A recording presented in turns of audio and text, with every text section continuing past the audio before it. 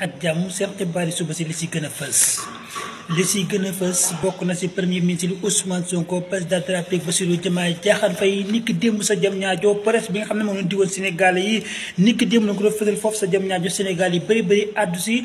gannaaw ba ñu gisee taxawaayu premier ministre Ousmane Sonko ak président de la République Bassirou Diomaye Diakhar Faye ñoom ñi nga xam ne projet bi nga xam ne 2050 la jëmee Sénégal yi ak naataanga moom lañ si daal bëgg ak lépp loo xam ne ñu ngi wut si bitim réew ñu amee ko fi si réew Sénégal di kaddu premier ministre Ousmane Sonko dénk ko ànd ak ñun suñu biir jotaay xibaar yi ni mu gën a yaatoo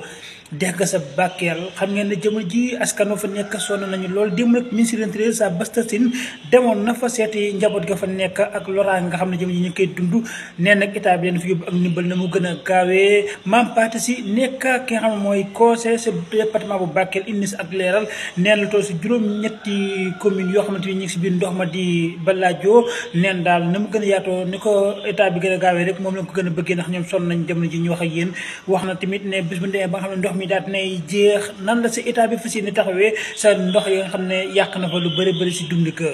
xibaar yi ba tey bokk na si fa ñu wax commune comment nekk sa diwaanu Mbour xam ngeen ne nekk ña fa nekk dañoo mer ba futtu la ko war a mooy benn tubaab moo fa nekk lépp loo xamante ni nii wàllu ak jur guy rut ci ay tool la bu duggee si toolam dañ fetal mu doon tax na daal ña nga xam ne ñoo fa nekk di sàmmkat yi mer nañ ba futtu nee na état bi nañ si indi ak ndimbal na mu gën a gaawee bala ñoo fayul seen bopp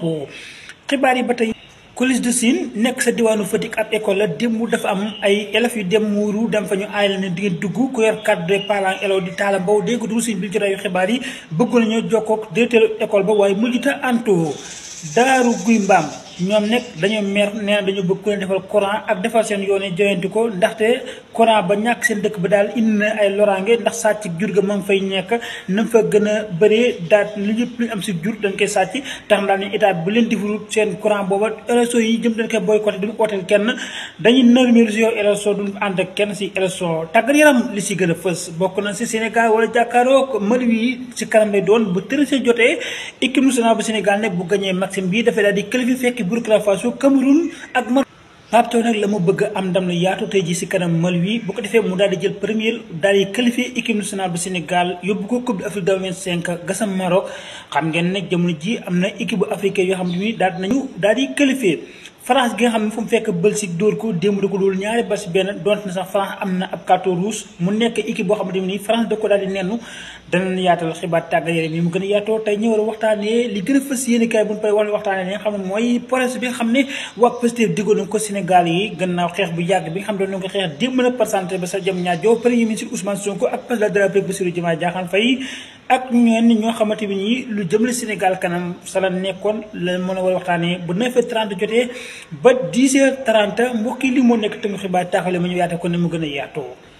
bokk na si li si gën a fës Bougane Gueye kër si bopp mi nga xam ne saaw état bi génnee pour defar moom mu génn yàq askanu Sénégal mer ba futtu nee na Bougane Gueye dafa war arrêté boppam ndax moom daf bëgg ko tëj ci kaso bi bu du fekk élection yi te état bi nekk fii xalaatu tëj kenn si li nga xam mooy si kaso bi ndaxte moom li mu bëgg mooy lépp jub-jubal ak jubbanti lañu wootee ñu déglu kàddu askan wi te ñëwaat mbokk yi ni mu gën a yaatoo